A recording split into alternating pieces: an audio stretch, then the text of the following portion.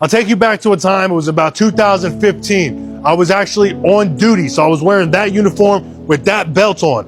And so I had a best friend, he was a civilian. His name was Caleb. And Caleb and I lived together, okay? We had a house, it was a nice place. I lived in Hawaii, I was stationed out there, and we had a nice place together. My wife, me, Caleb, his wife, we shared one house.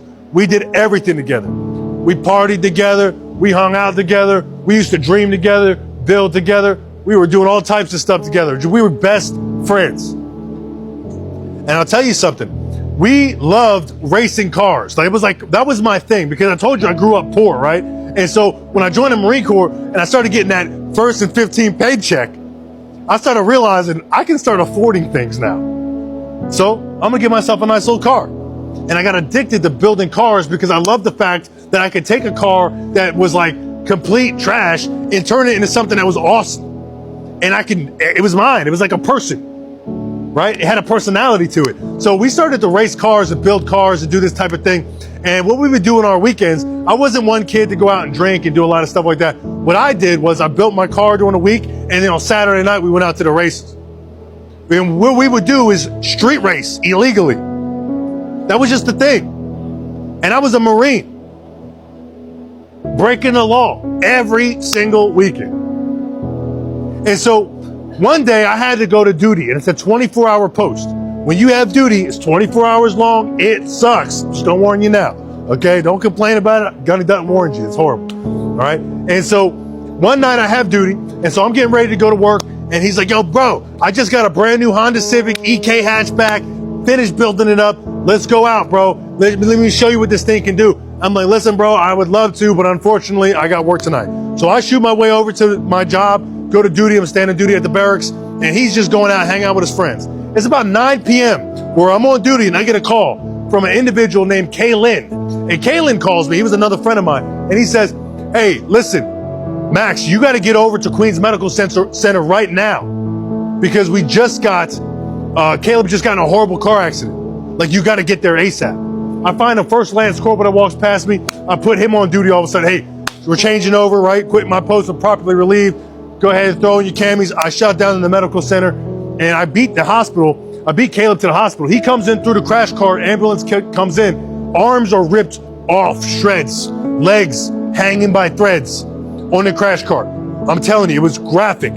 Turns out he was in a car with my best friend John. So it was John and it was Caleb. Caleb was the passenger, John was the driver. And they're racing down the road in this Honda at night, lights off, blaring down the street. Car didn't see them. Turn a left turn, hit the back of the car, spun out, wrapped around a tree. Engines landed on him. Car looks like a ball of tinfoil. Surprisingly enough, John actually was in pretty good shape. I mean, his face was completely smashed in. I mean, when I say good shape, I mean, it was like he's definitely going to live, where he was going to be disfigured for the rest of his life. That was the situation we're in, where that was the better of two evils. Where Caleb barely had arms and legs anymore. The engine crushed his sternum, destroying his chest, his pelvis, spading his body. And so the doctors and nurses, there were so many of them that they actually had me and Caleb's dad go into the hospital room, in the emergency room, and we had to help pump the bag because the machine, the ventilator, was not pumping strong enough. So we had to manually do it, but there weren't enough hands to stop the bleeding and to start the breathing and to treat for shock. And so we're in the medical center pumping air, and he was a big dude. He's about 260 pounds. We had to keep rolling him over, and he had to keep spitting out this vial. And he was like out of his mind. He was not conscious. Like, he was, but he wasn't. And he's throwing up this yellow bile that's building up in his lungs.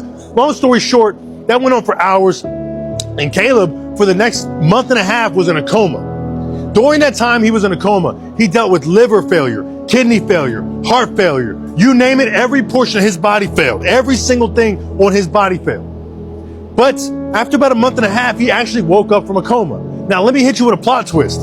Funny thing is, his wife was actually pregnant at the time of the accident. And we all lived together, like I told you.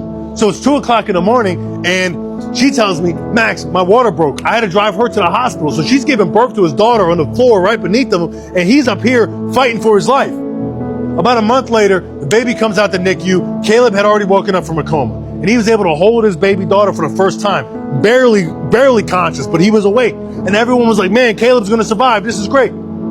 But he had this problem because I told you his arms and legs were so badly damaged. He kept getting these infections, and these infections were so serious that they gave him every antibiotic that exists known to man. I want you to think about being a parent and having your kid have an infection that's so aggressive, so dangerous, so violent that there's not an antibiotic that exists that can solve it. So the doctor gives the dad an ultimatum. He says, look, we can keep trying to hit him with more antibiotics, but there's no guarantee it's going to work. Or we can cut his legs off clean at the hips, and that might stop the infection. Dad doesn't hesitate. Says, take the legs. So they cut his legs off. Boom. And I'm telling you, legs get cut off fast. Like when it's an emergency, doctors will take care of that in like 10 minutes. It was fast. But the unfortunate part is it didn't stop the infection. Literally within 2 hours, Caleb died. And that was after 2 months of a battle from all of one choice. But here's the crazy part. It doesn't stop there. See, Caleb's dad was so messed up. I mean, think about it. The loss of a child, and it wasn't even his fault. He wasn't even driving the car. John was. And Caleb's dad was no dude to mess with. This was the #1 guy in Hawaii.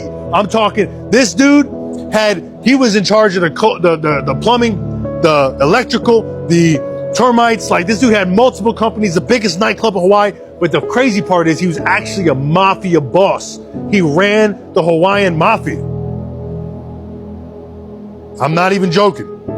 And so what he did was he actually had John, the driver of the car, secretly murdered and killed him. And no one ever saw John again. And then the FBI began to investigate and eventually uncovered this entire ring. And then he went to prison. And then Caleb's dad was killed in prison. How crazy is that story? But it's 100% true. And the craziest part about it is, had I not had duty that night, I would have been in the back of that car. For sure. And that one choice that Caleb made changed not only the direction of his life by ending it, but it also killed 2 other people. Secondary and tertiary decisions from one decision.